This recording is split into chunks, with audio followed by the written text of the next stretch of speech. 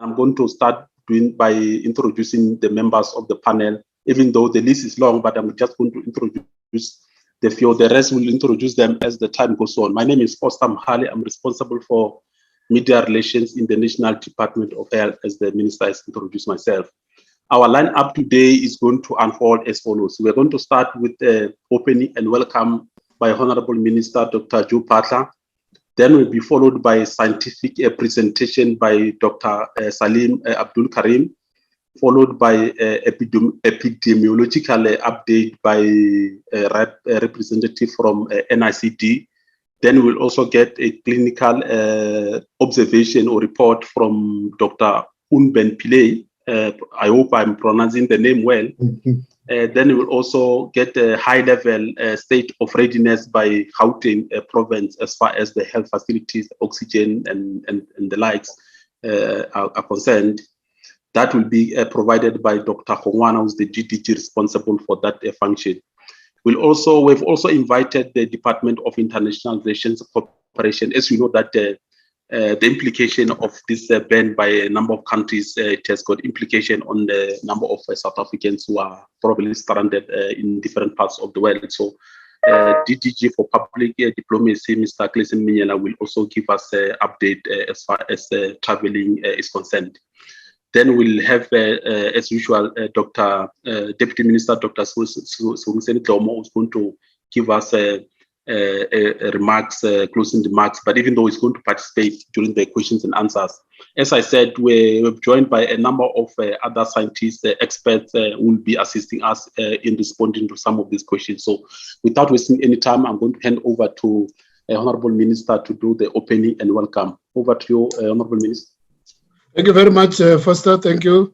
And good morning to all the panelists. Good morning. And thank you very much for responding to our request at a very short notice. We know we're dealing with a very a difficult matter, a matter of public interest. It has caused a lot of anxiety with not just because of the report about the variant and the rising in infections and the likelihood that we have entered or the beginning of a fourth wave, but also, of course, the reaction of some of the countries which have made life more difficult.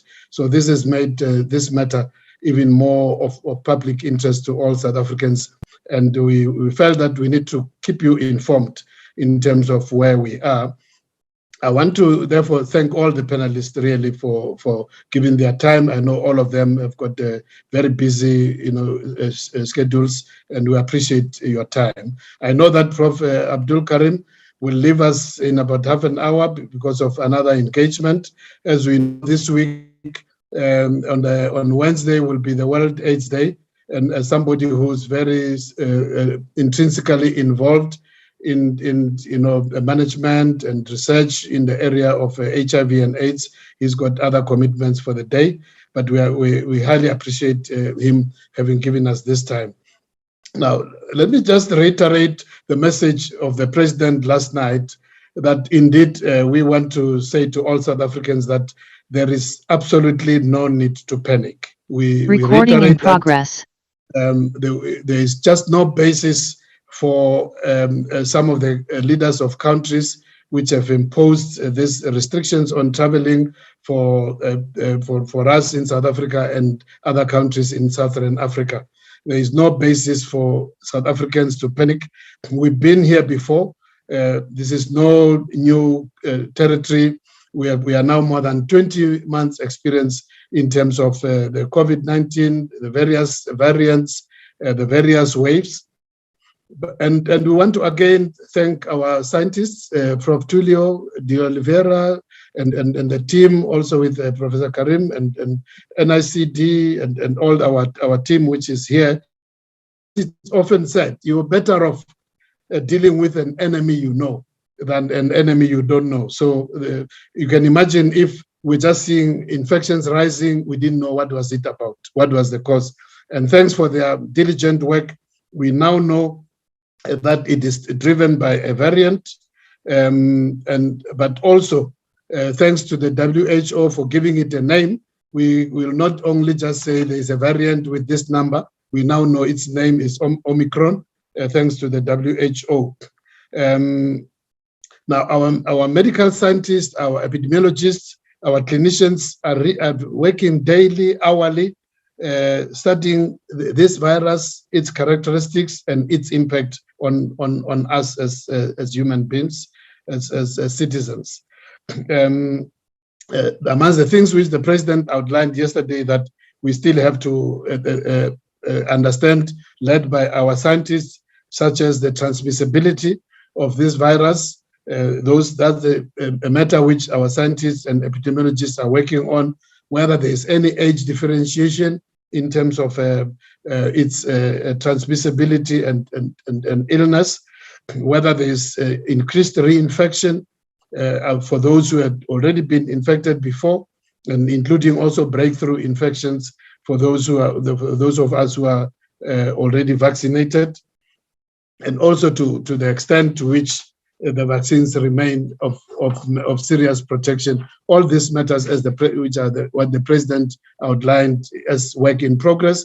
We can be rest assured that it's a matter of days and weeks, our scientists will have actually gone to the bottom of this. But in the meantime, we're doing everything possible to make sure that our health facilities are ready. We know that as the infections rise, people will get sick, some will get severe, especially those who have not been vaccinated.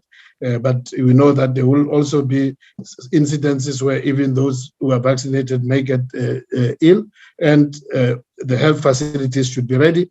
And that's why we have a Gauteng representative here, just to shed light as the epicenter currently of this variant, to give us a sense of the readiness of the health facilities. Now, under the leadership of President Ramaphosa, we're also engaging leaders of various countries, especially those who have initiated these travel bans, to convince them that indeed this is very unnecessary.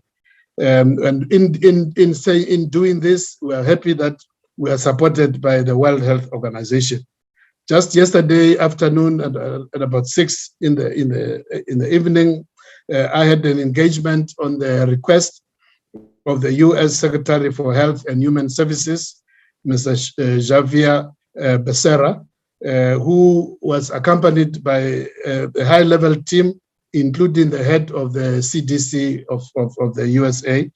And Mr. Becerra expressed his appreciation of our medical scientists and also appreciation of the stance of South Africa in terms of making sure that as early as we could, as soon as we knew that there was this variant had been identified, we're ready to share the information with the world. And he pledged support in his capacity as the Secretary for Health and Human Services for the US. But in my response, I said to him that while we appreciate the support, we know that we've come a long way with the Americans. They are supporting us in the fight against HIV and AIDS through the PEPFAR. We get quite a good financial support from them, and also the contribution they've made in donating just over 7 million Pfizer vaccine doses. But I said to him that while we appreciate that, and also his expression of support for our stance in sharing the information, the action of his government doesn't say that to our people, to us as South Africans and to our people. And so my message to him when he asked, what is it which they can do to support us? I said, what you can do is to say to your president and your government that the travel bans are not helping us. They're just making things more difficult. And it's in contradiction to what you are saying, that as the American government, you are actually in support of the approach which we have taken. So that is the message which we gave. Minister of Derko, Minister Pando, and various ministers and the president are also engaging leaders of various countries in Europe and the Americas. Now, the WHO Afro, the regional director, Dr. Mweti, also sent us a statement which they have issued as WHO, which also condemns the travel bans and warns all these countries that this is counterproductive, that while we're calling for openness and sharing of information, by doing what they've done, they're actually being counterproductive. So we welcome that statement. And later today, the World Health Assembly is convening. It's starting actually, so we'll be joining the World Health Assembly, a special World Health Assembly, which is dealing with strengthening the world response to the COVID-19 pandemic. Later in the afternoon, we will be presenting a statement on behalf of Southern African countries to condemn the action of those who have imposed travel bans. So this is also mobilizing other countries on the world platform to express our outrage at the travel bans. Now, as I conclude, I want to just say again, to reiterate the call made by the president last night, that our best, response to this will be if more South Africans come forward to take the vaccine. This is the only way, is the best weapon over and above the non-pharmaceutical interventions, the best weapon in our hands to make sure that we can, fight back this variants and the pandemic as a whole. Thank you very much. Let me invite Prof. Abdul Karim to take the floor on behalf of the scientists. With your permission, Mr. Foster Mohale, can I invite Prof. Abdul Karim? I know he's got a bit of pressure of time. Over to you, Prof. Thank you very much, Minister. It's a great pleasure and honor to be here. What I would like to do very quickly in the next 10 minutes is just to give you a very quick overview of what we know and what we don't know as we deal with this situation. So let me see if I can get this taskbar. I can't seem to get it to be full. There we are. No, sorry. Okay. Oops, sorry. That's not the right thing. I'm trying to get to show taskbar. Okay. No, I couldn't get it to be full here for some reason. Hide presenter view. Here we are. Done. Okay. Thank you very much, Minister. It's an honor for me to be here with you today. I'm going to very quickly go through what we do and what we don't know about the Omicron variant and how is that guiding us in the way in which we are responding. I'm sorry I can't stay with you for the entire session because I'm speaking in a World AIDS Day event shortly, but let's quickly go through it. Firstly, if we look at the global situation, we can see at a global level, the world has been through a first wave, second wave, third wave, and the numbers are now steadily increasing across several continents now. And so we may be at a global level entering a fourth wave. And we know that the variants have changed the COVID-19 endgame. We know that the variants have now led to a situation where we cannot simply hope that we can use public health measures and vaccines on their own. We've got to be, vaccines on their own, we've got to be looking at dealing with the variants as new ones arise. And so in changing that, our main concern, and why are we concerned about variants, is because of what we've seen in other countries and indeed in our own country. Here, I'm presenting here the first waves in India, Brazil, and South Africa. If you look at all three of those first waves, you get some idea of what we were dealing with back in the first half of last year.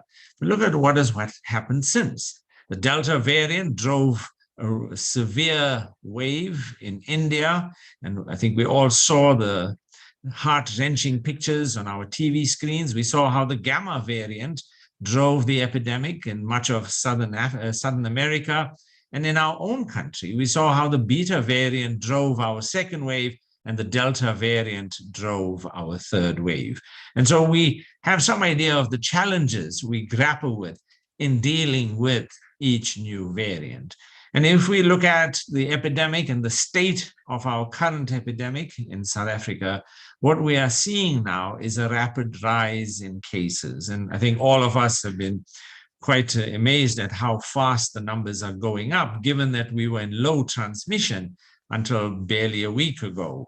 And when we look at this increase, we would have to understand what's driving that increase. And it's due to the excellent research that has been done that has identified what is potentially a major source of driving this new increase in cases. But let me just make this very clear. We were not caught with our pants down. We expected and prepared for a new variant and a fourth wave. As far back as September, at the Moseneke Commission, I basically outlined what I anticipated would be the trajectory of the pandemic, just based on what we've known about the first three waves. And if we look at that situation, what did we do? Well, government invested together with many other agencies in building the capacity to do genomic sequencing in Africa, and particularly in South Africa. And so in South Africa, that investment has now paid dividends through this broad national consortium led by Professor De Oliveira and the NICD. And what we have seen is that they have delivered. They have given us the best fighting chance by giving us evidence early that we're dealing with a new variant. Now, so we've been expecting this and we anticipated it would come. We didn't know exactly when it would come, what it would look like, but we had some ideas and some predictions about what was the likely scenarios. So when we look at this particular new variant, we don't know much about it itself. So we don't really know how it behaves. We don't know how it is, how transmissible and so on. Those estimations will come with time. But what we can do is we can extrapolate based on the mutations we are seeing. And so we can get some idea of what's the likely scenarios, and we can plan and we can prepare and respond based on those likely scenarios. And if you look at the likely scenarios, well, there are a whole range of mutations that we know well. We know them well because they are already in the alpha, beta, gamma, and delta variants, and we know what they do. We know that, for example, a set of the mutations and deletions that occur are responsible for changing the way one particular PCR test responds. And so it becomes a marker that helps us identify it. We know that some of the mutations we see in this particular variant are also in the Delta variant near the furin cleavage site, and so they enhance transmissibility. So we can expect this new variant will have enhanced transmissibility. We know that this variant has some mutations similar to the beta and gamma variants that are responsible for some level of immune escape. So we will expect that there'll be at least some partial escape from antibodies. So we can predict this or put it together a scenario based on what we are seeing in the mutations. But there are some mutations in this particular variant that we have just only slight information about. We don't really know fully well what they do, but we have some inkling. And then there are a whole lot of mutations, we have no idea what they do. And so a lot about this variant, we simply don't know, because this is a constellation. It's not about only the individual mutations. But what can we reasonably expect from this particular variant, and how will it impact the key elements of our response? So let's look at that. Let's look at, are our current diagnostics going to be effective? Well, it's picked up on at least 2 of the 3 genes in the Thermo Fisher kit, so we expect that it would do quite well. Our diagnostics should function well. We've got no reason to be concerned, hence the smiley face.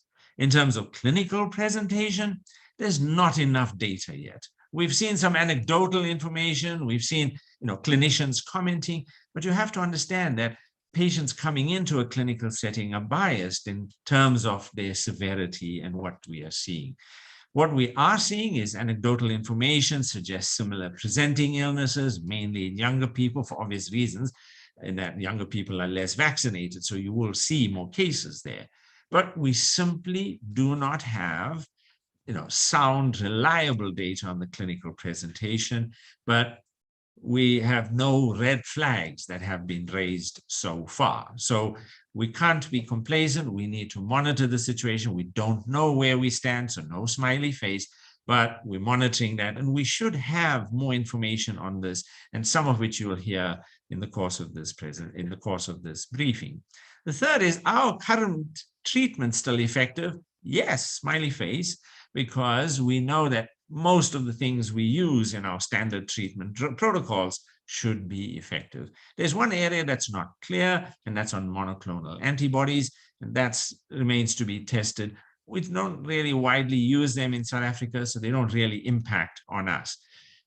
There's new potential treatments coming into play, like Paxlovid. I won't go into that because that's more complicated to share with you, and I can always cover that in later time. So as far as diagnostics, clinical presentation, current treatments, we've got really no reason for concern. What about our public health interventions? Our public health interventions all work. Social distancing, ventilation, all the usual things, they work.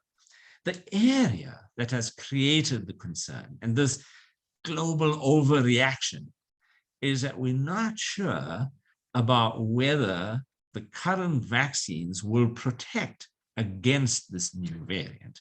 And there's some evidence, preliminary as it is, that we can see that the mutations that occur may confer some level of immune escape from antibodies. And so we can expect that we may see more reinfections. So those who've had natural infection without being vaccinated, we may see them getting infected again because this variant will bypass some of that immunity.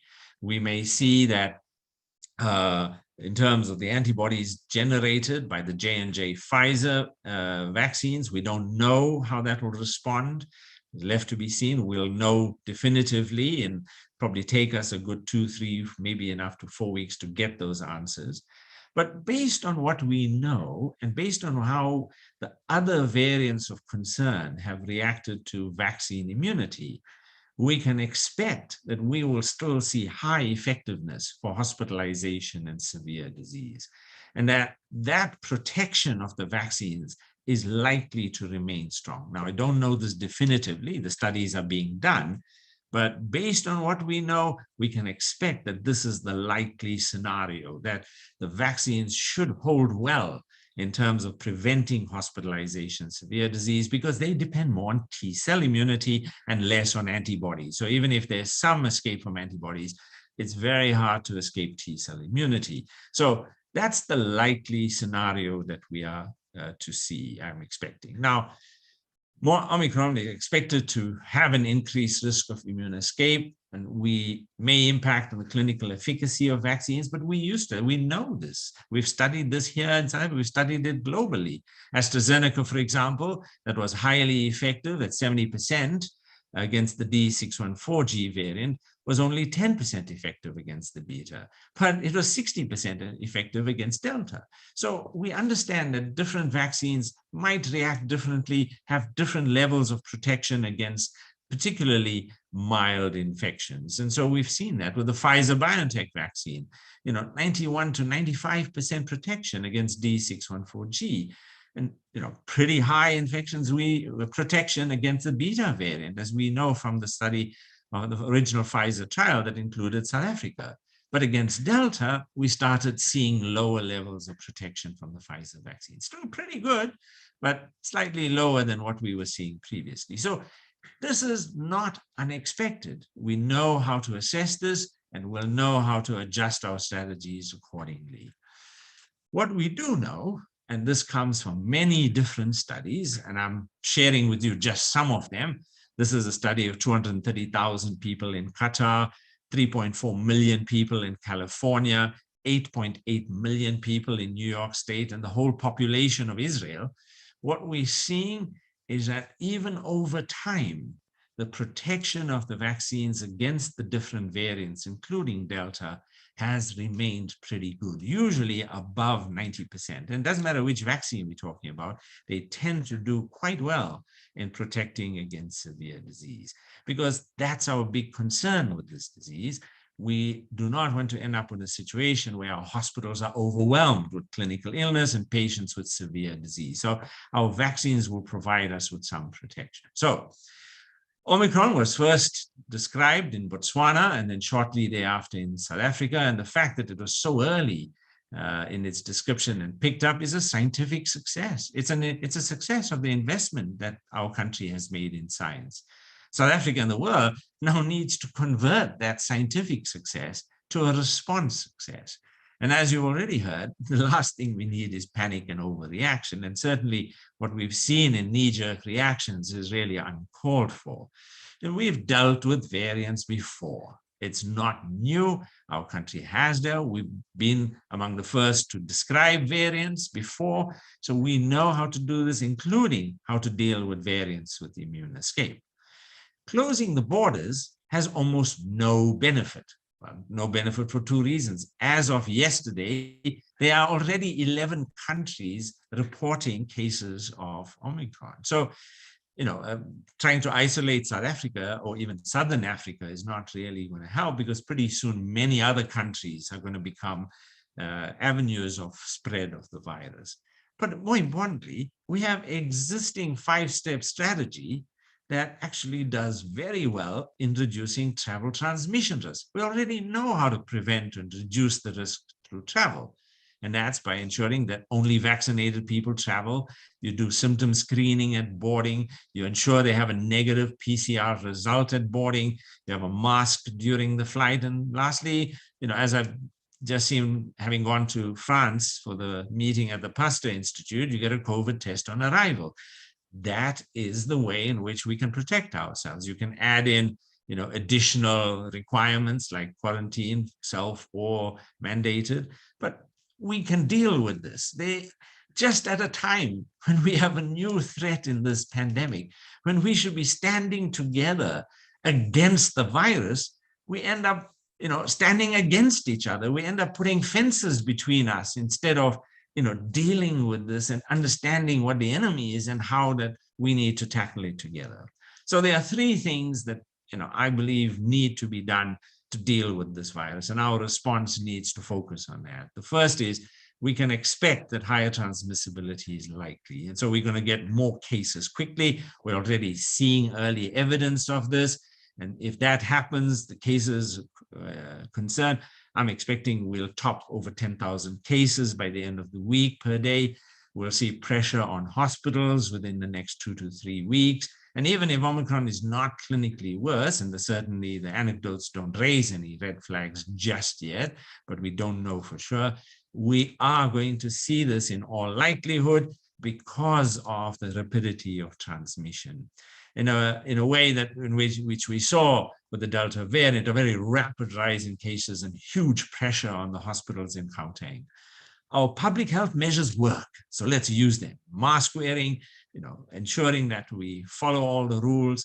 I won't go through them right now, but things we know very well.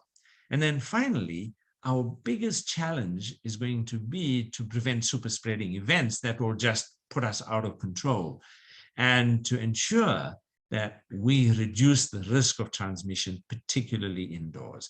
And to do that, even though we're likely to see more reinfections and breakthrough infections, the vaccinated people will have they are less likely to have severe COVID.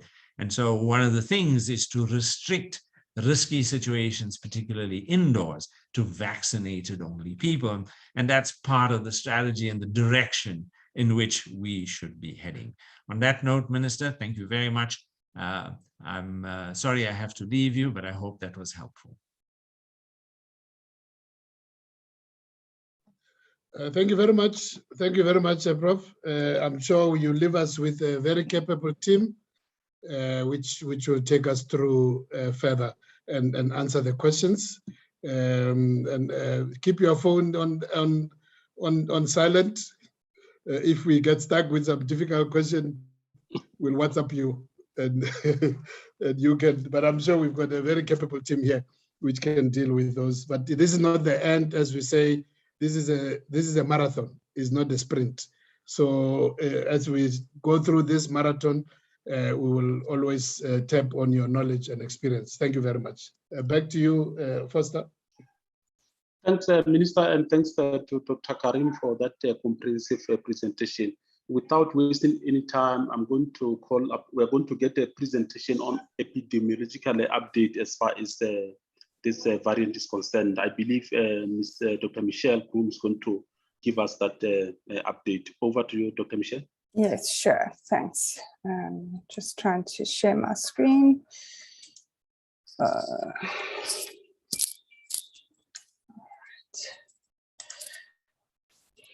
Can you see my screen faster? Yeah, we can see the screen, Michelle. You can see, just Thank put you. it on. Oh, yeah, I'll put on. Mode. Yes, there we go. Thank you. Is it fine now? Yeah, you can just put it. Oh, yeah, no, it's fine. Okay, great. Good morning, Honourable Minister and colleagues and viewers. So I'm just going to give you a brief update, I think, just in terms of where we are in the epidemiology.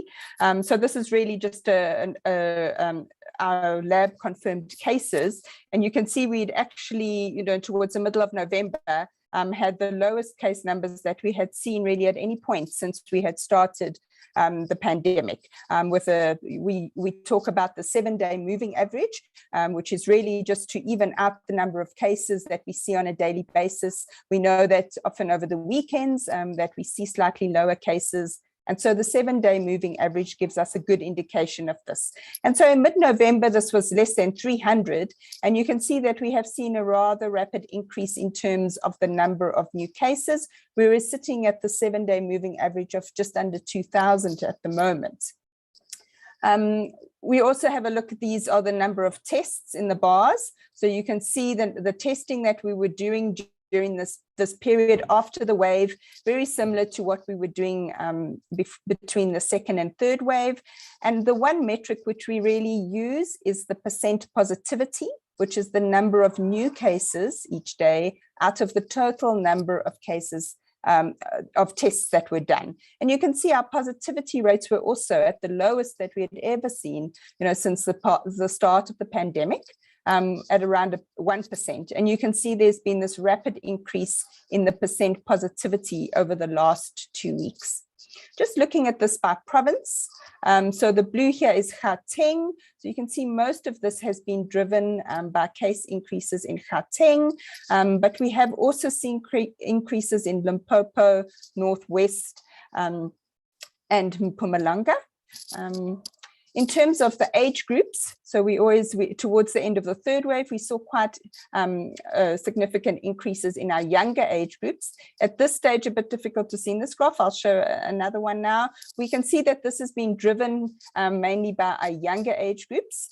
And this is really a factor of that the younger age groups are really those that are more likely to congregate, more likely to go out and socialize, and thus similar to the second wave we saw last year, very much started in these younger age groups. So if you look at the percent positivity by age group, once again, you can see most of this is driven by the under 25-year-olds, but we do get spread now to the other age groups. And so while the increased number of cases were initially found in several of the tertiary education centers in Tshwane, you can see that we have now spread into the other age groups. In terms of sex, I think we have had a very similar pattern between males and females, slightly increased incidence in each of the waves in terms of females, but this is cases and may just be that females are more likely to present to health services. But at the moment, no significant differences between males and females. So just to focus on Gauteng province, because this is really where we have seen the increasing cases. Very low case numbers mid-November. We were seeing about less than 100 in terms of our 7-day moving average. And this has now crept up to about 1,500. So I think most of the increases in our daily case numbers at this stage are from Gauteng, making up about 80% of those cases. And very similar to our national picture, we can see really driven by the 10 to 14-year-olds, 20 to 24-year-olds, 15 to 19-year-olds, and slightly in the 25 to 29-year-olds. And I think really striking that, you know, at the beginning of November, we had very, very low positivity rates. And so there has been this tremendous increase in the last 10 to 14 days. So I think I'm going to stop there and just hand over to one of my colleagues, just to update in terms of hospitalizations. So this will be Dr. Jassat. Good morning, Honourable Minister and to colleagues and members of the media. I'm going to carry on from where Michelle stopped, just to give you an update, particularly focusing on the Tshwane resurgence that we're seeing, and giving you an update on hospital admissions over the last few weeks. So as you know, dept is a hospital surveillance system that was developed by NICD and the National Department of Health. And we currently have 408 public hospitals and 258 private hospitals that report COVID-19 admissions to dept daily. When we look at admissions, the 7-day moving average nationally, after the peak of the third wave, we saw a decrease to low numbers, and we're starting to see a slight increase nationally. And what we see on the right is that the increase is evident in both the public and the private hospital sector. When you look at the daily average of admissions in the current 14 days and compared to the previous 14 days, we can see that there have been significant increases in Gauteng from 18 admissions a day to 49 admissions a day in the past 2 weeks, and a small increase in admission average in Northwest. But the other provinces are still not yet showing increases in hospital admissions or deaths. Let's go to Gauteng now. On the left, you can see the number of cases in orange and the number of hospital admissions in gray across the 3 waves. And you can see the sharp increase in cases and admissions now, since week 45. On the right, we track the percentage of cases that are admitted. And usually during the peaks of the waves, a lower proportion of cases are admitted because only the very sick get admitted. And after the waves, we tend to see a higher proportion of cases admitted. So currently, we're still seeing a very low proportion of cases admitted. However, when you look at the week-on-week change, you can see the very steep rise in the week-on-week change in cases, and similarly with admissions. And acknowledging that admissions always lag by a week or 2 after cases, you can still see, compared to the first 3 waves, a very sharp week-on-week increase in Gauteng in this 4th wave. Looking at Gauteng's admissions, you can see in this resurgence an increase in both the public and the private sector. And on the right, you can see the number of admissions by district, and you can see the earlier increase in Tshwane Metro, and then you can see the other districts starting to increase. Thankfully, for now, we're not seeing any increases in deaths in either public or private sector and in any of the districts. And when you look again at the current 14-day daily average and the previous 14-day daily average, specifically for districts in Gauteng, you can see now that all districts have shown an increase in daily admissions over that period. The biggest increase being in City of Tshwane, and the other districts showing small but steady increases. Now on to Tshwane Metro. In the last 2 weeks or so, we've had about 455 admissions, of 253 in public sector and 202 in the private sector. 8 people have died, 200 have been discharged alive, and 219 are currently admitted. There's been a very sharp increase in admissions in a few hospitals, with the highest numbers of admissions, particularly increasing in the last 10 days or so, in Tshwane District Hospital, Steve Biko Academic Hospital, Jubilee, Medforum Private Hospital, and Mamelodi Hospital. When you look at the numbers of admission by age, and this is 1-year age bands, you can see that what we normally see is a large number of admissions in older people. But in this early resurgence in Tshwane, we're seeing most admissions in the 0 to 2-year age group, a large number of admissions there. And we're seeing a large number of admissions in the middle ages, sort of around 28 to 38. But when you look at the incidence risk of admissions, where you divide the number of admissions by the population size, you can see that the highest risk of admissions is still in the very oldest, the over 65s. And it's been increasing in all age groups over the last 6 weeks. This is the percentage of cases that are admitted by age group. And so you can see that the percentage in the middle ages are quite low. Less than 10% of cases are being admitted, but very high proportions of young children are being admitted. And of course, as we'd expect, higher proportions of older people are being admitted because they usually present with more severe disease and are at risk for more severe disease. Looking at the percentage of admissions that have comorbidities, as we would expect, most of the older groups have comorbidities and are admitted with COVID-19. The percentage of younger children admitted with COVID-19 with comorbidities is quite low. This is the percentage of admissions in Tshwane with severe disease, and you can see that it's higher in the older groups, and in the younger groups under 60, it hovers around 25 to 30%, which is what we've seen across the rest of the pandemic. There's been very few deaths, just 8 deaths thus far, but you can see most of the deaths have been in the older groups, 60 to 69 and over 80. Now, this is the proportion of admissions that are severe in Tshwane Metro. And as you can see that during the peaks of the waves, we have a higher proportion of patients who are admitted who are severe. And after the waves, that decreases. Currently, the proportion of patients who are admitted with severe disease are quite low and lower than what we've seen across the rest of the pandemic at about 60%. And just to zoom in on the last 7 weeks, you can see we've had a sharp increase in the number of patients admitted with not severe disease compared to the number of patients admitted with severe disease. And just finally, this is very incomplete data, but I thought worth sharing. In all the admissions in Gauteng, about 25% have known vaccination status in DATCOV, and you can see the vast majority of patients, new admissions and the current inpatients, are unvaccinated people, with a much smaller proportions of patients admitted being fully or partially vaccinated. I thank you for your time. Let me just go through a quick summary. We've seen increased admissions in Tshwane Metro, both in the public and the private sector. We are starting to see increases in other districts in Gauteng in hospital admissions since the past week. There's a sharp week-on-week increase, and that's important to note because for surge preparedness, we know that when the hospitals become overwhelmed very quickly, there's less capacity and there's more mortality. And so we really need to look at surge preparedness, both in Tshwane Metro, the other Gauteng districts, but also the other provinces. The increased admissions we're seeing in young children under 2 could be just precautionary. We don't have enough information yet, but the indications are not that they're more severe than they have been in the past. But I think what's important for us to note is that while we do hospital surge preparedness, this time we may need to look at pediatric bed preparedness especially.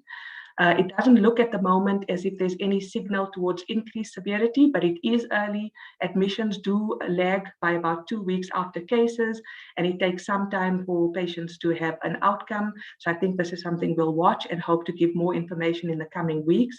And interesting also is that most admissions are in unvaccinated individuals. Thank you very much for your time.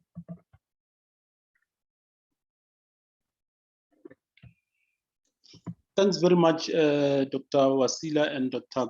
Michelle Groom, for that input as far as the epidemiological report is or update is concerned.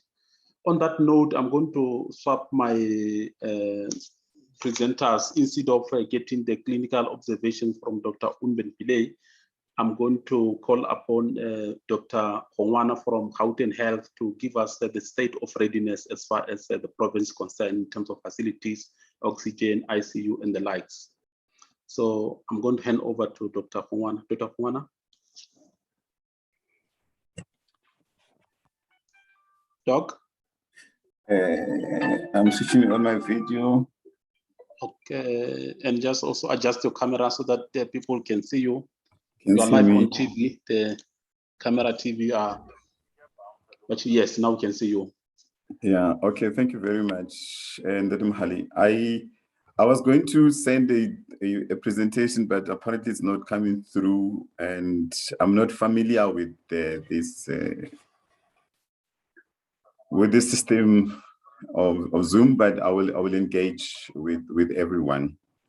We currently in Gauteng have 4,407 functional beds. Remember, Gauteng Health has got 18,344 beds prior to COVID, but this number of 4,407 were the beds that we had at the peak of the third wave. And we decided as Gauteng Health that we will take these resources to the fourth wave.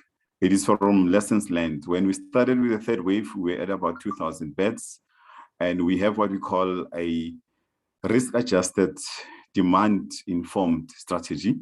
So as the peak of the third wave went up, we increased until we came up to 4,407. We decided from the end of the third wave that we are going to continue to monitor these beds that we have been allocated to COVID-19, the 4,407, and these will be our resources that we will take to the fourth wave. So we have been preparing for the fourth wave since the end of the third wave.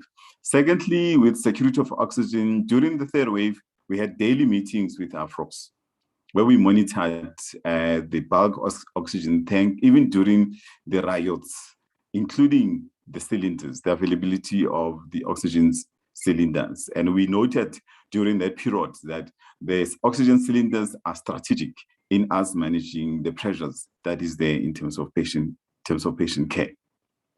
So we are currently having meetings with our folks on a bi-weekly basis. And when the fourth wave hits us, we will go back to our daily meetings. We also developed a WhatsApp where we daily monitor what is happening in the facility. So in terms of security of oxygen, we can boldly say we are secured, because that's exactly what we went through the third wave, and we've been monitoring that throughout. And we intend to take the same strategy and approach for the fourth wave. In May 2020, Gauteng did not have specific COVID-19 posts. We had a staff complement of about 68,000. As we speak at the moment, we have a staff complement of 6,000 for the COVID-19 contracted personnel.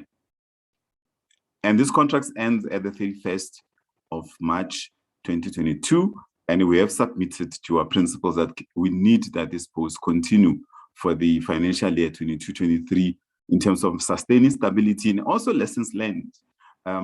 We have a cohort that have currently is experienced in managing COVID-19. We're not dealing with variants in terms of when patients come into our facilities, we're dealing with individuals. Of course, the information we have received from Prof. Salim and all the other experts in our country help us to actually have an attitude that says we need to defeat this COVID, irrespective of the various variants that it presents with. So we are prepared. So we have moved from 68,000 last year. Currently, we've got a staff complement of 81,000. Remember, we are not the Department of COVID-19. We are a Department of Health. We still have to deal with the other healthcare needs of our population, of our communities. So we still need to redress and address and manage whenever a patient presents in our facilities. We've got 4 academic hospitals. Charlotte, we're happy that it is functional, even though not to an extent that we desire due to the fire, but the expertise that are there are highly appreciated, because remember, the first patient in South Africa was managed in Charlotte, who was diagnosed with COVID-19. So the expertise of Charlotte remains very, very critical for us as one of the 4 academic centers in Gauteng. We've got 3 tertiary hospitals, and we've got a number of regional hospitals and district hospitals. We have about 38 facilities in Gauteng, and about plus minus 300 clinics that we have in Gauteng.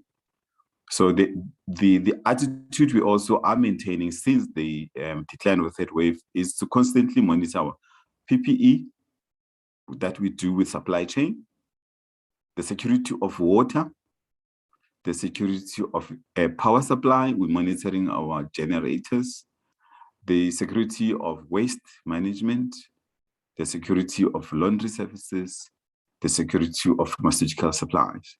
So we are constantly monitoring those key issues because they are very important in making sure that our experts, that is our staff in the forefront, in the trenches of fighting COVID-19, are well supported. We also are noting on a regular basis the issue of the psychosocial needs of our staff. Because when you have a war, you have to make sure that your soldiers are looked after very well. And if there is security of oxygen, there is security of PPEs, there is security of power supply, security of water supply, that makes the battlefield more aligned to us winning over COVID. We cannot deny there are challenges. And the other issue that we have is we need to reassure our communities that we are ready for COVID-19, fourth wave. It's like the cricket staff, the cricket team of South Africa, the Proteas. If they're going to play England again, we cannot judge them in terms of their losses to England. We have to have confidence that they are going to do their best with playing cricket against England. We have played or battled and combated COVID-19, the first, second, third wave. We're ready to combat it for the fourth wave. It's lessons learned. We have a dashboard that we monitor our beds on a daily basis. It is live. We check it every day. We're monitoring also our ABTs in Brongospruit, in Josh Mukari, in Bara, in Anglo Ashanti, as to the occupation of those facilities. So we have bed capacity. We have a continuum of still employment, of engagement with our HR to make sure that we still fill up the 1,000 beds that are needed, not 1,000 beds, the 1,000 posts that are still needed to enhance the battle and combat for COVID-19. We are collaborating with our expertise, public health specialists. We are collaborating with our emergency medical services. We are collaborating with academia. We take every note very serious. We're collaborating with our communication systems to make sure that information that is sent out in the community is information that is reliable, in order for us to mitigate against doubts, mistrust, and any aspersions that are thrown to us healthcare systems. Let us reassure our communities that we have very dedicated and very, very committed healthcare workers in our systems. People that are experienced and very committed. The 81,000 healthcare workers in the Department of Health are committed to face the fourth wave as we have faced the third wave, as we have faced the second wave, including the first wave, in the interest of making sure we win. Nobody will ever really tell us exactly how it's going to behave when it hits us, but we are prepared as we are ready to make sure that we respond. Our approach, risk-adjusted and demand-informed strategy will still be implemented. In the concept of highly reliable organizations, you create redundancy, you create a common mindfulness, and you create checklists, which we have at the moment, and we are monitoring on a daily basis the admissions in our hospitals. We are monitoring our 4407 dedicated COVID-19 beds in our hospital.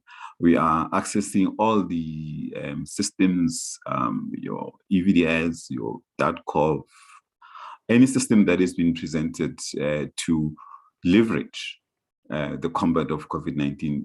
These are resources that are available to us as the Department of Health in Gauteng. And one of the key issues in highly reliable organizations, you defer to experts. And we have got expertise in our academic hospitals, in our tertiary hospitals, and regional hospitals. And we have the confidence that they will take clinical decisions in order to increase these beds from 4407 to a figure above 4407. It will be a risk managed approach, clinical risk, because what is key for us is that when a member of our population, a citizen of our country who is not well, needing healthcare attention, when they come out of our hospital, the outcome should be better. We have to reduce morbidity, we have to reduce mortality, but we must present to ourselves, to yourselves, that we are ready. President Nelson Mandela indicated that the brave do not necessarily are people who are not afraid, but they're people that will manage their fear. So we will manage our fear against the Omicron or any other variants. We will remain focused as we face the third wave, the turbulence that the fourth wave is bringing. But we have the confidence, as we have been able to collectively and collaboratively manage the third wave together with the resources that were there, the South African National Defence Force that was there, the Doctors Without Borders that were there, the WHO, and all the the partners that have been available as resources for Gauteng Department of Health will be deployed collectively, collaboratively, to really combat the fourth wave. So, Honorable Minister, honorable members and respectable colleagues, this is the synopsis of where we are as Gauteng Department of Health. We are aware of the sort of a level of mistrust that exists in our communities, but we have gone through 3 waves, and we're confident that we will go through the 4th wave, and we will make appropriate decision in time for whatever curveballs or deviations that the 4th wave will present. And we will respect and depend on science and depend on the resources that the Gauteng provincial government has provided and the remarkable support we are receiving from the NICD, from the National Department of Health, and all other partner departments that have been working with us to make sure that the citizens of Gauteng, the citizens of South Africa are well looked after when they come into the facilities in Gauteng. We have been having ad hoc collaborations with our private sector colleagues in Gauteng. We will sustain those collaborations and engagements. We learn from one another, and we will continue to do that. But the last message that I have for my dear brothers and sisters in our communities is that let's not panic. I'm repeating what Prof. Abdul Salim said, let's not panic. Yes, we are afraid, but we are going to manage our fears and remain focused, use science, the resources we have, knowledge to respond and combat the 4th wave of the COVID-19. That was predicted prior that it might be taking place in December. If you are into it now, we will continue to monitor and take appropriate steps to respond to COVID-19. We want our people to be safe and alive. Thank you very much. Thanks very much, Dr. Khongwana, for assuring us that as far as the province is concerned, you are ready for any eventuality. So without wasting any time, I'm going to call upon our panelists who's going to give us clinical observations as far as the patterns, the symptoms is concerned. That's Dr. Unben Pillay. Somebody was asking me through the WhatsApp. I'm referring to Dr. Anban. So here is Unben, but you can correct me if I pronounce the name very well. Over to you, Doc. Thank you, Foster. No, the pronunciation is perfect. It's Unben Pillay. Honorable Minister and Deputy Minister, good morning, and colleagues. I'm a general practitioner in private practice in Gauteng. And from our side, what we've seen is very similar to what the scientific panel have presented. Is we've started seeing increases in cases for around about 10 days now, with a very sharp increase. Prior to the 19th, I think, majority of general practitioners' cases were down to 0. In the general practitioner space, the cases are very mild, but it is early days. So we've seen patients present with flu-like symptoms, dry cough, fever, night sweats, and a lot of general body pains and malaise. And I think this is in keeping with all the other COVID waves that we've seen. We haven't seen a vast and a big increase in hospital cases or in pulmonary complications. But again, I think this is really early days for us as general practitioners. Generally, the cases that we see in private practice are milder cases. But as the waves in the hospitals fill up, we start seeing a lot of the complications. I think the general practitioners are very aware of how to manage patients. We've been doing it now for 3 waves, We have done a lot of upskilling in the last few days as well for general practitioners, so that we are aware on what needs to happen in terms of management and treatment with the fourth wave. But overall, I think our cases that we've seen is also positive cases in both vaccinated and unvaccinated cases. I think the vaccinated patients, definitely, we're managing them at home and we're managing them symptomatically. They tend to do much better. And we are at the moment starting to see this increase. And so we will know a lot more in terms of what the patient's presentation features are, or I think as we go along. Thank you, Foster. Thanks for your very brief presentation, Dr. Pillay. Now I'm going to call upon our colleague from the Department of International Relations and Cooperation, Mr. Gleason Munyela, to share with us as far as international traveling is concerned and how the department is assisting in that regard. Over to you, Mr. Munyela. Thank you very much, Foster. And let me also acknowledge the Honorable Minister and all the other experts that are in the meeting. And good morning to members of the Fourth Estate, as well as to South Africans who are following this briefing on television. Let me just start, Minister, with a case that we were dealing with in Mauritius, because I think that's the most urgent one, given the number of calls that we received from families here at home inquiring about the plight of their loved ones.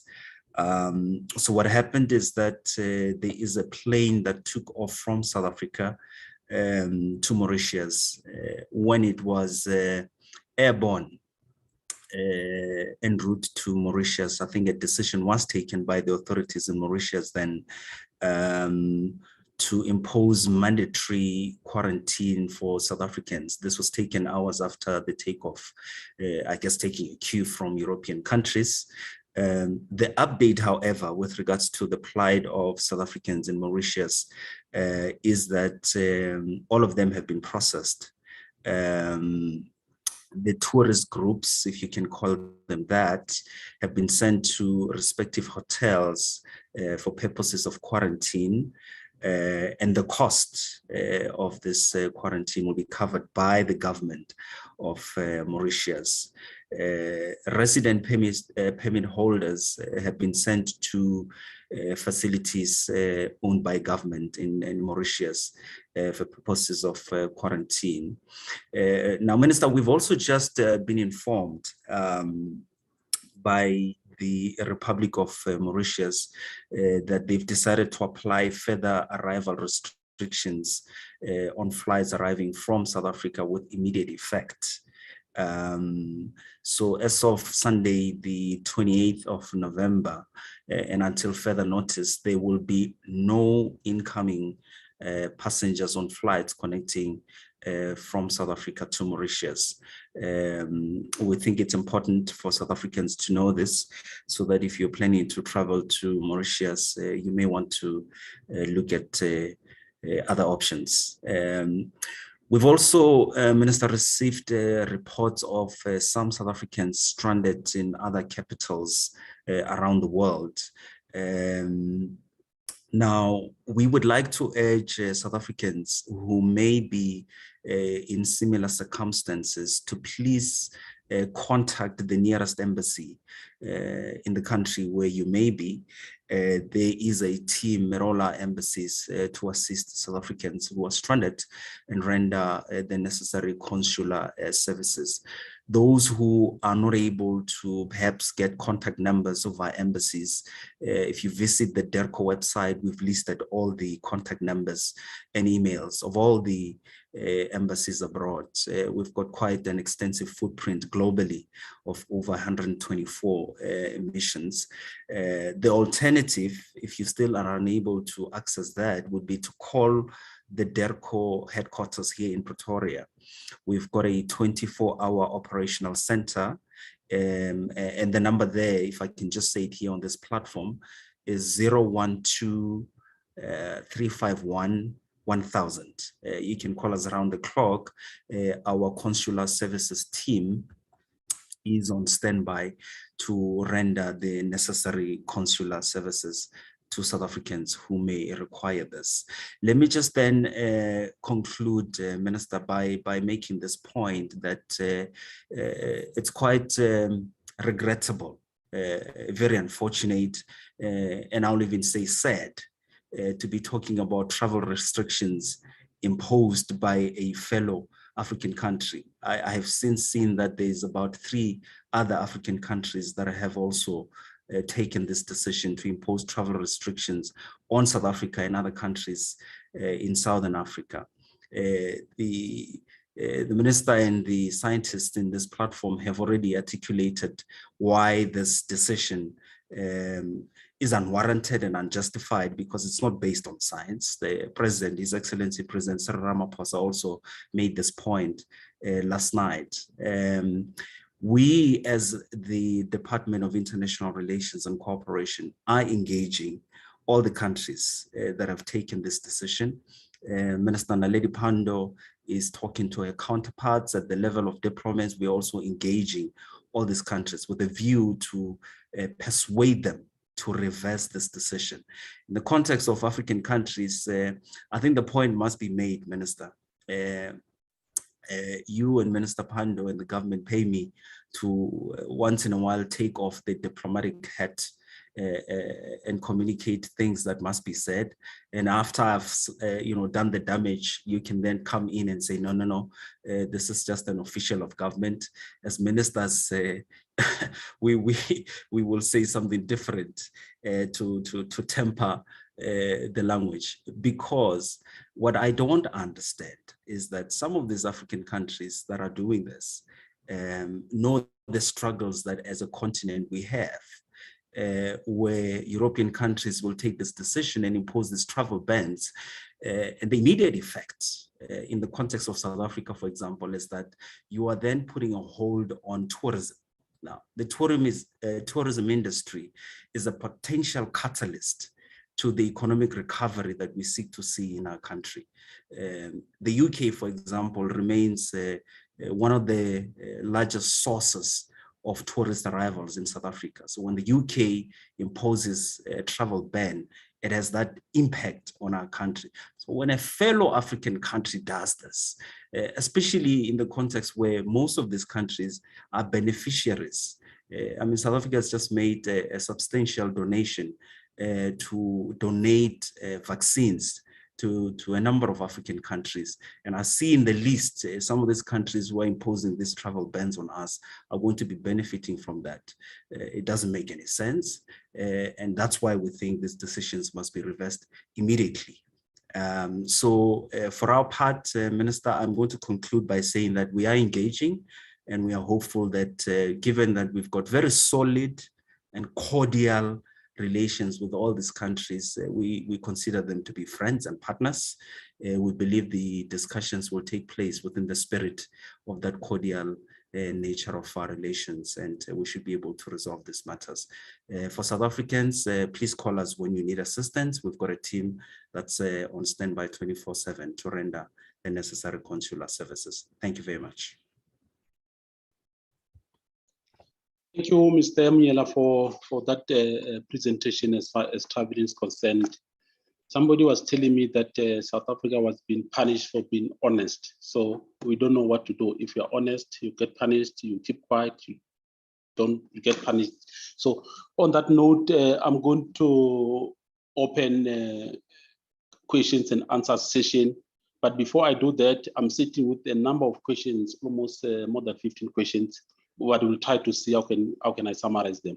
But before I read out the first batch of questions, I'm going to check with Minister if he wants to make any other summary based on the presentations by all the panelists. Minister. First, just to thank all the contributors. I think this has been a very useful engagement. We thank the richness of the input from the first one from Prof. Karim, the clinicians, the epidemiologists from the NICD, Dr. Pillay, Dr. Khongwana, And also finally, Mr. Munyela, I think this is information which we believe that at this time of need, all South Africans want to be assured that we are on top of the situation, and those who are in distress have somewhere to can call. And I think this is quite appreciated to the contributors. We can deal with the questions. Thank you very much. Thanks, Minister and members of the panel. I'm going to take the first batch of questions, which read as follows. The first question is from Catherine from Times Lives. It reads as follows. How many people who have tested positive for COVID-19 have been vaccinated? How many people who have tested positive for COVID-19 have been vaccinated? Number two, PCR tests are being abandoned worldwide from the 31st December 2022. What's going to be used then? Rapid antigen test. The second question, or the third question from Tamakan Business Day. Sorry, Foster, can you just repeat that one? It says PCR will be abandoned from when? Yes, according to this journalist, the PCR test will be abandoned from the 31st of December 2022, which is almost a year and a month from now. So she's asking if we're going to start using the rapid antigen test in the absence of a PCR test. Tamakan from Business Day is asking, many countries have introduced vaccine mandates for healthcare workers. Why hasn't South Africa done so? Is it not something that we plan to do in future? Patricia Visache from SABC wants to know, when exactly did we first become aware of this variant? What is the benchmark for the country South Africa to be considered to have entered the fourth wave? What was the benchmark for entering other waves except the cause of the first wave? Lastly, from the same journalist Patricia, compared to other waves, is there a concern that could be more severe wave than the third wave? If so, why not? Lastly, can you talk us through the government's thinking on how the new variant was introduced? There's been a lot of criticism that we have not determined how transmissible or severe this variant was and the cause of travel bans. I think I can take this batch of questions. I think they're more than enough for the panelists to respond. Then I'll take another batch. Just repeat that last one. I'm not very... The last question reads as follows. Can you talk us through the government's thinking on how the variant was announced? There's been a lot of criticism that we have not determined how transmissible or severe this variant was and the cause of the travel bans. You want to say bans, so the cause of travel bans. I'm not sure if you understand, Minister and the members of the panel. Okay, I'm trying to just think. Okay, I hope she just wants to know, in fact, in summary, she wants to know whether the way we introduced this, we announced the variant, we've been criticized for this. So are we happy with the way we announced it? Because now this was followed by a huge criticism from the international community, who have, some of them who have ended up banning us for travel as far as travel is concerned. I'm going to stop here, then I will allow the members of the panel to assist each other to respond to this before I take the second batch of questions. Over to you, Minister. Yeah, thank you very much, Foster. Dr. Crisp will help me in this, in terms of who will be best to deal with what. Let me just say, in as far as the issue of mandates, including health workers, I think it's from Tamara Khan. As was announced by the president, the whole issue of mandates, the cabinet and on the recommendation of the Coronavirus Council has agreed that our net joints formed a team which has been looking at this. Net joints is a committee made of heads of departments. Now they've got a small team which is working specifically looking at the introduction of a formal introduction of mandates. Our approach as government thus far has been to say that we will not have mandates determined centrally by government, but we will support any sector of business, civil society, institutions of learning, any institution which decides on a mandate either for its staff or customers or clients, or you know, if it's a learning institution, staff and students, and that we will support those who take such a decision. And that's why we developed the vaccine certificate, which we have been improving its quality and reliability and security. So that's really, there's been our approach. But at current, what the NCCC and Cabinet have decided is that the net joints must come with concrete proposals on how to phase in mandates. Look at what kind of areas of activity, it be in the social activity, business, and so on. What are the, so that include workplaces. So the team will come with firm proposals, which will include also health workplaces. So that's what I can say about that one. In terms of how do you determine when you are in a particular wave, Dr. Crisp, I'm sure together with colleagues from the NICD will assist us. There's a scientific way in which we look at the positivity, the constant in the 7 day, 14 days, where it is constantly, and they will be able to talk to that. The question of the criticism about how the announcement was made, we were guided by the fact that we are part and parcel of the world community under the United Nations, under the World Health Organization. There are particular, conventions in terms of international health regulations, which bind all member countries. That when you, in your country, you discover something which, is a threat to life, not only to your citizens, but also possibly to other citizens of the world, whether it's Ebola in West Africa, whether it's an outbreak of typhoid or any other disease, all this, especially infectious diseases, we are obliged in terms of international health regulations to report, so that the WHO as a leader in terms of health in the world can alert member states and citizens of the world that this and this is happening, and we can take necessary precautions. So we did exactly that. Now, of course, we know that there are many South Africans who are feeling that maybe we're too much in a hurry to announce the fact that this has been discovered, and because if we had kept quiet, possibly the travel bans would not have happened.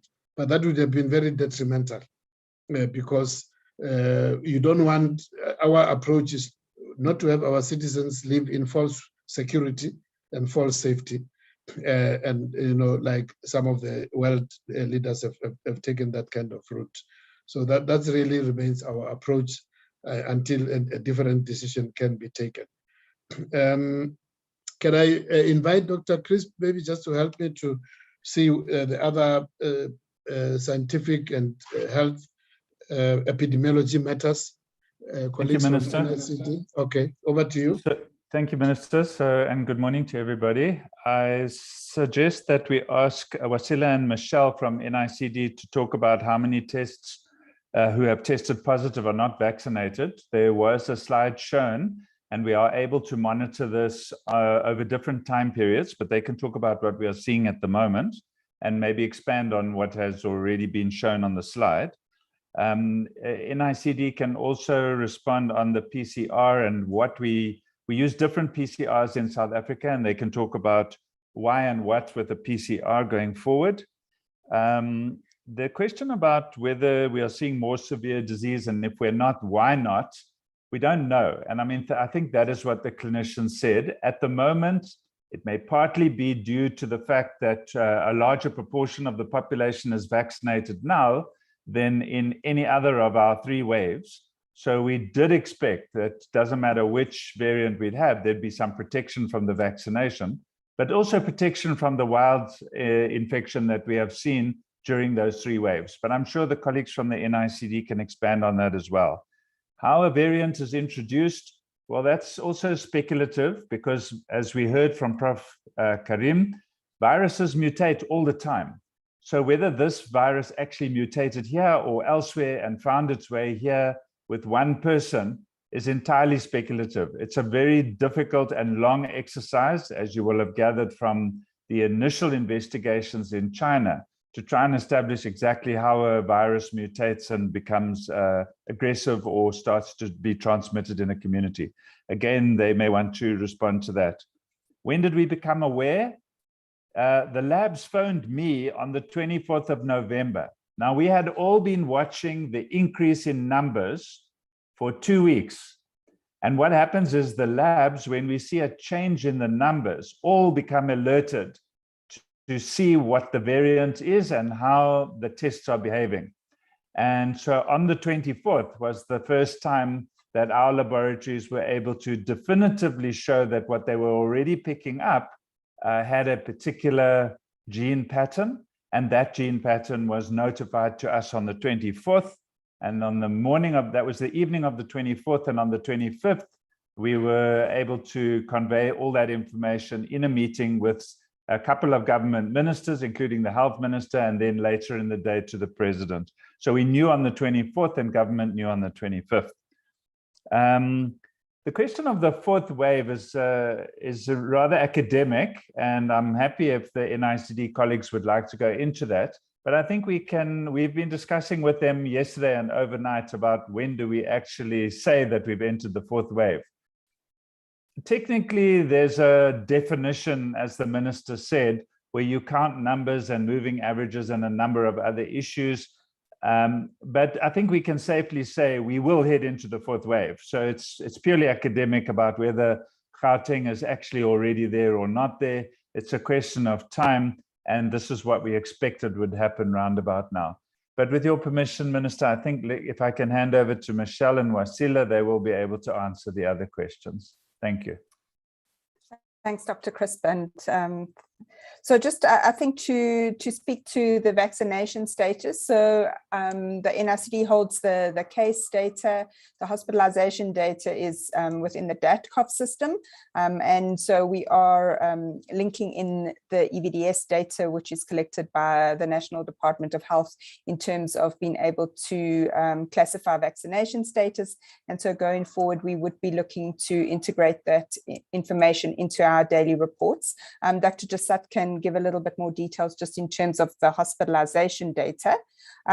Just to comment on the 4th wave, I think the previous 3 waves, we have definitely, there's been a lot of emphasis in the public domain in terms of these classifications of the waves and whether we're in a wave or not. And as Dr. Crisp has highlighted, I think the technicalities are really, we should not harp on those in terms of these definitions of exactly which exact date the wave is. We've seen an increase in the number of cases in Gauteng. For all intents and purposes, Gauteng has entered the 4th wave. We're seeing high positivity rates. This is most likely going to extend to the other provinces. And I think we need to, in terms of our plans for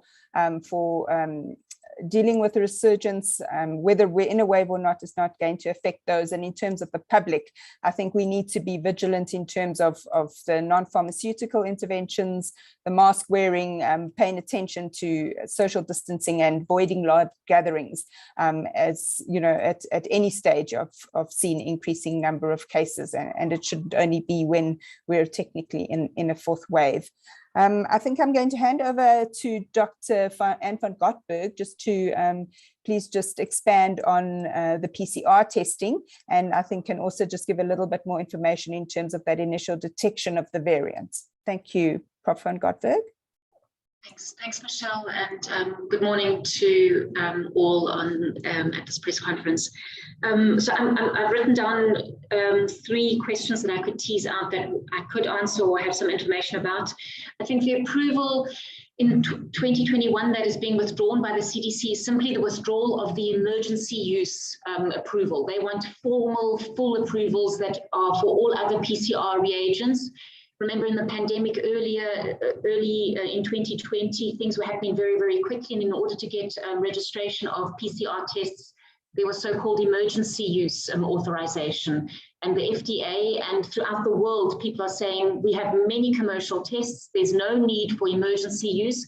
And many of these commercial tests are all fully authorized now at SAPRA and FDA and other international organizations. So that's the 31 December deadline.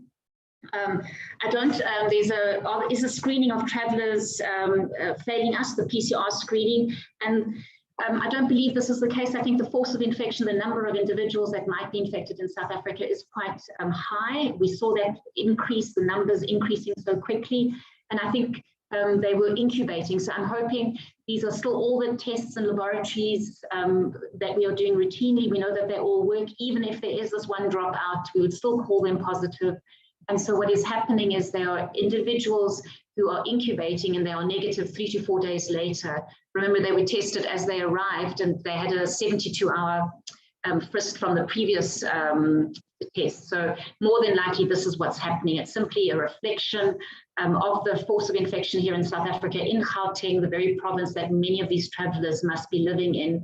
And we need to explore exactly what other reasons there might be for that high number of individuals that tested positive. But I don't believe it's a failure of our laboratories to detect the SARS-CoV-2 virus. In addition, there was something about Botswana did independently identify one of these sequences and they loaded it onto the global web page, database that's called GISAID.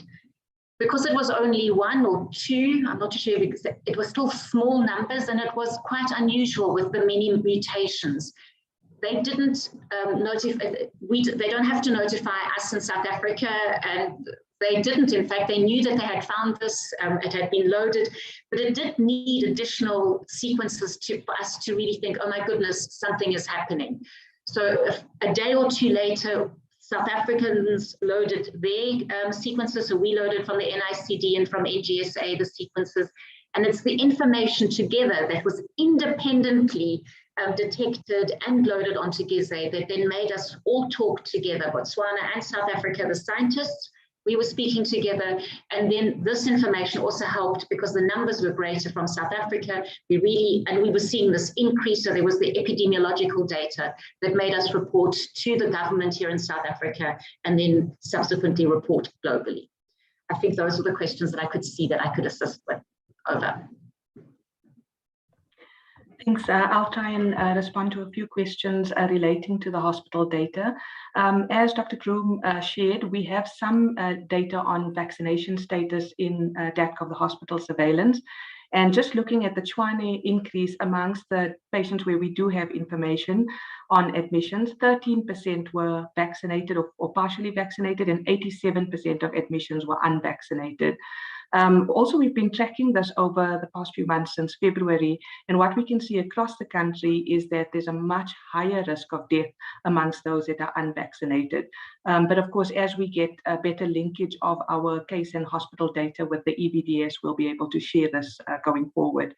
There were a few questions about how many admissions were related to the new Omicron variant.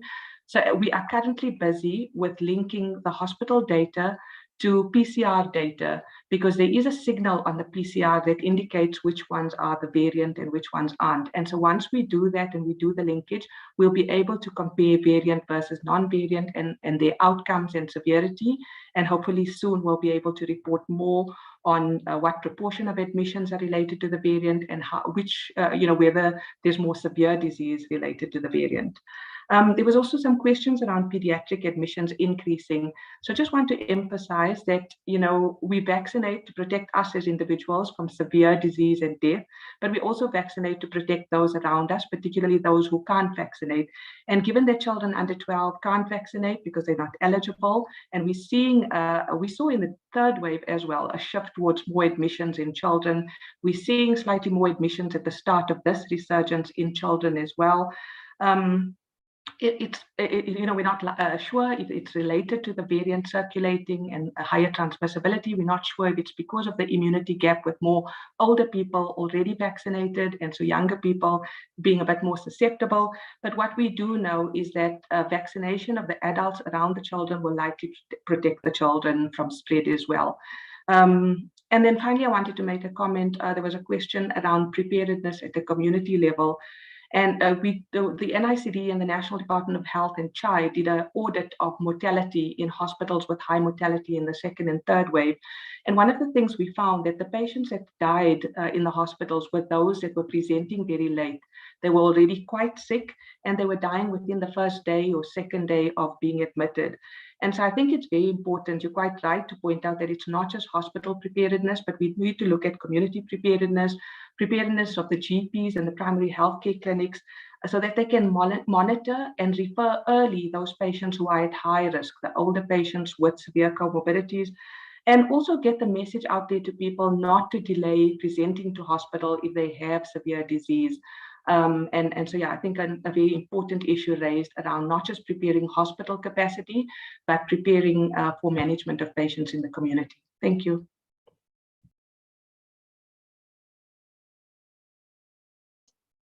Thanks very much, our panelists, for responding to those questions. Now I'm going to take the second batch of questions. I'm looking at the time. The second batch of questions reads as follows. Brian Sokutu from Citizens is asking if there's no scientific basis for the travel ban. Could the decision by the Western countries be informed by politics or racism? How hopeful are we to reverse this travel ban? Even though this sounds political, but Minister and the Deputy Minister can assist in this regard. Andrew Meldren from Associated Press is saying, what are the key areas where vaccine mandates will be most effective? The third question, how many of those who have tested positive have been vaccinated? I think this one has been touched on. Charlotte Kiwan from EWN, what do you think the chances are for those countries or nations that have imposed bans reversing their decisions on us? Have the nations or the government already engaged with these countries who have imposed the travel ban on this? I know Mr. Mnyala has touched on this, but he can also assist in this regard. Another question from Sophia from AFP. President Ramaphosa and Dr. Karim have both said the variant was first described in Botswana. Could you please explain what does it mean and clarify the timeline that led to the announcement of this on the 25th of November? Kawela Maholeko from UFM is asking if vaccination campaign messages by the department or the vaccination campaign messages by the department refers to the fourth wave that is approaching. What evidence does the government have as far as the fourth wave, which is anticipated that will be coming anytime soon? Is there no evidence? If there's no evidence, how far or how is that not fear mongering by the government? Or by your own admission, the government, there's not enough information on how the new variant will manifest itself. Why is government using to tell its vaccination campaign in the process of creating an impression that taking a jab will protect one against the COVID-19 and all its manifestation, including this new variant? Another question from Wendell Rolf is directed to Dr. Jasad. Or anybody who can respond. Did I hear correctly that there's been no death from this new variant yet? I know I've seen on the chart that the colleagues from NICD have tried to respond to this, but for the benefit of these journalists and others who are watching through other channels of communications, can they assist to respond if there's any death which has resulted from this variant so far? Christian Duplessis, I'm going to take this as the last batch of questions. I mean, the second batch. Christian Duplessis from News 24 is asking, is there increased hospitalizations in those between 0 and 2 due to this variant? I want to check if there's any increase with hospitalizations for children between 0 and 2 due to this variant, and should the parents be concerned if there's such? How many people have been hospitalized or died during due to this virus Omicron so far? The last question from the same journalist, so far, what are the most common clinical symptoms reported on this variant? And these symptoms, are they severe or less as compared to the other variant, the Delta? Lastly, when will the booster shots be made available in public, and which age groups will be receiving these booster shots? I'm going to hand over to the panelists. If there's any question which I did not read it well, feel free to let me know so that I can be able to repeat it. I'm going to hand over to Minister and members of the panel once more to respond to the second batch of questions. Will be, in fact, yeah, this is the last. The other one, if there is, maybe should be the matter of follow-up questions that I see on the chat. But for now, I'm going to hand over to Minister and members of the of panel to assist in responding to these questions. Over to you, Minister. Well, thank you very much. First, unfortunately, I think we will need to make this the last because we still have other matters to attend to for the day. So I think, yeah, we'll try and deal with this. And then in terms of, I think Mr. Munyala could come back, but the question from Brian, and then I think there was another one along the same lines as to whether about the motivation for this travel bans and whether there's a chance that they can be lifted and whether we are engaging. I think really we leave that to the motive. We can only leave to those who made those decisions. But our own suspicion is that it's an attempt to try and give a false sense of security from this pandemic to the citizens of those countries by thinking in a very simplistic way that if you have closed airports for people from particular countries, it's like this virus, it's kept in some container in those countries and carried by the citizens of those countries. So if you stop them, then nothing will happen. But we know that as many scientists and have said that by the time this is revealed, we, from experience, by this time, we know that it is, by that time, the virus is already all over. But also, as we can see, even after this announcement, as it has happened before, positive tests of the same variant are being discovered in various. So we will continue to engage. And as I've mentioned, even yesterday, I had that engagement with the Secretary for Health of the US, and as Mr. Munyala has indicated, Minister Pando is also engaging counterparts from all those countries and other countries. So we'll continue to engage to try and show them the senselessness of this particular action. And because we didn't close ourselves out of the world, they did so. We will really just hope that sense will prevail, and sooner rather than later they will see, the wastefulness or lack of sense of what they've done. I'll just pick up on, there was one there was somebody who said that we have, by our own admission, that there is not enough information. Why are we using the variant to somehow to campaign for for vaccination.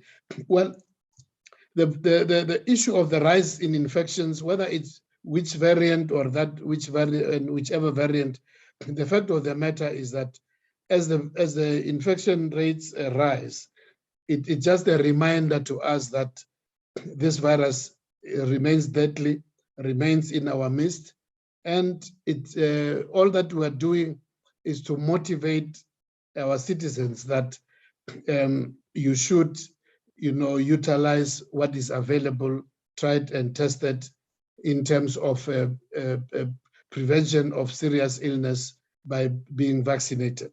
It's not in any way trying to scare people. It's just a reminder that we do have the tools which can save our lives, and those tools are tried and tested, and all, the fear around the variant should not actually drive us into despair, because we do have tools, non-pharmaceutical, the health prevention measures, but also we do have a biomedical tool to help us to avoid, if we do get the virus, to have milder illness and possibly not even get the illness.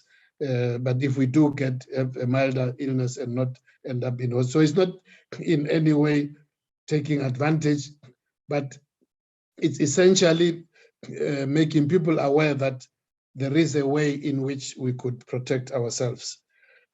Let me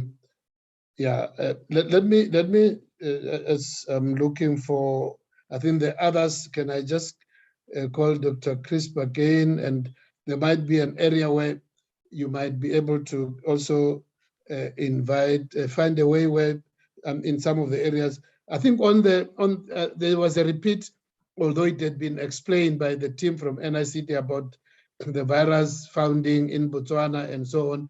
And I thought Prof. Tulio could also say something just to add to the NICD. But let me leave it with Dr. Crisp just to see which other, as we want to conclude, which other questions can be taken by who. Over to you, Dr. Crisp. Thank you, Minister. So I'll answer the ones that I feel comfortable to answer, and then I'll pass on the others to others. The question of deaths due to the Omicron, I think, was already explained, that we are still typing and getting an indication of which of the diseases are caused by Omicron, but that can be repeated by Wasila in a moment. The percentage of vaccinated people who test positive, I saw there was a correction of the question. So we've got 16.5 million people vaccinated in South Africa. So that's over 24 million doses have been administered to people. And it's a very small number of those people who have been diagnosed positive, literally very, very small. So to correlate back and say of all those vaccinated who's test positive, I'm sure we'll be able to do it with time, but it's minute in comparison with the unvaccinated people. The key areas where mandates might be effective. So I think people misunderstand the mandate story. So at the moment, we in South Africa have mandated non-smoking in South Africa. So when I was a younger person, anybody could smoke anywhere, any place, anytime, in the movies, in the airplanes, in motor cars, houses, shops, anywhere, while they're doing their grocery shopping. We now have mandates that says you may not smoke in those places. We didn't say you may not smoke. We said you may not smoke in those places. So you still have a choice to be a smoker, but you have to comply with where you may and may not smoke. You can't smoke in the workplace, for instance. So I think that people need to understand it perhaps in that context, that when we get this working group to finally make recommendations, which we hope to work very hard on this week, that's the kind of thing we expect. In such environments, you will be required to prove you are vaccinated. Otherwise, you can't enter that environment. We're not saying you have to go and get vaccinated. You might just have to stay at home and not do certain things. The question of hospitalizations of under twos and so on, perhaps Unben, who's a GP, and the colleagues from NICD can respond to that. And about the symptoms that are being seen at the moment, because they're the ones seeing the patients on a day-to-day basis. I can respond about the boosters. We are expecting a definitive recommendation from the Ministerial Advisory Committee on Vaccinations on further rollout of boosters. At the moment, the department is vaccinating healthcare workers who participated in the Sosonke study with Johnson & Johnson vaccines. So that's what we call a homologous boost. And we are awaiting the outcome, perhaps even this week, of an application by Pfizer to the regulator, SAHPRA, for the approval of use of the Pfizer vaccine for a boost. At that time, we should get an indication of what they are saying about it, but we anticipate that it won't be a problem for us to roll out in the same way that we did with the age categories, with older people first, with getting those boosters. But that we will know by the end of the week. And it's likely we will start with older people first with the boosters because they got their vaccination more than 6 months ago. So if I can hand over, I think colleagues from the NICD, I'm not sure who would like to tackle the first responses there. Thanks. Wasila? Thanks, Dr. Chris. So maybe I should just explain it more clearly that in the DATCOV hospital surveillance, we collect information on all the COVID-19 admissions. However, we don't do genomic typing on every patient that's diagnosed. So we don't know whether they have Delta variant or Omicron variant. But what we are trying to do is, because on the PCR test, there's a signal that you can pick up on patients who have the new variant. We can actually assign that signal to all the hospital admissions, and the ones that don't have the signal don't have the variant. The ones that do have the signal do have the variant. So we're working on that this week, and we're hoping to share that quite quickly. So I'm not yet able to share with how many deaths have been from the new variant, whether the children admitted have been with the new variant. I think that's something that hopefully during the next few days we'd be able to share more information on. But regarding the question about pediatric admissions and should you be concerned, we don't yet know if the admissions in children were precautionary or if they are more severe than they were before. But we do know that COVID-19 in children is usually mild, but we do have a few children who die, or we have had a few children who die, particularly those with underlying medical conditions like cancers and TB and HIV, and also the very young children under 1 year. And so I think we should be cautious with children, as we should be with everyone, and to adopt the measures that we know to prevent transmission, including avoiding gatherings and, keeping distance, staying outdoors, wearing masks, and of course, vaccination. Thank you.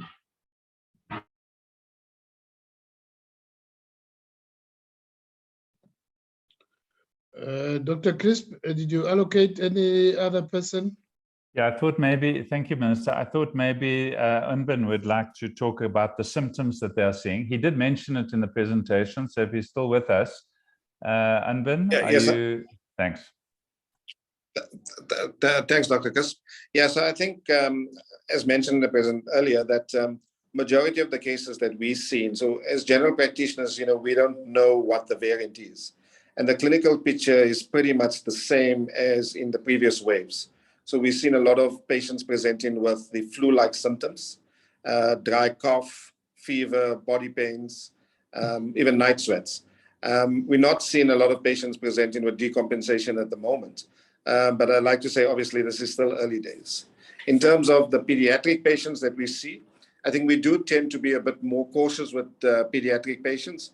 And that also means that, we would refer patients a bit earlier for specialist care or maybe hospitalization, especially in the younger under 1 year olds.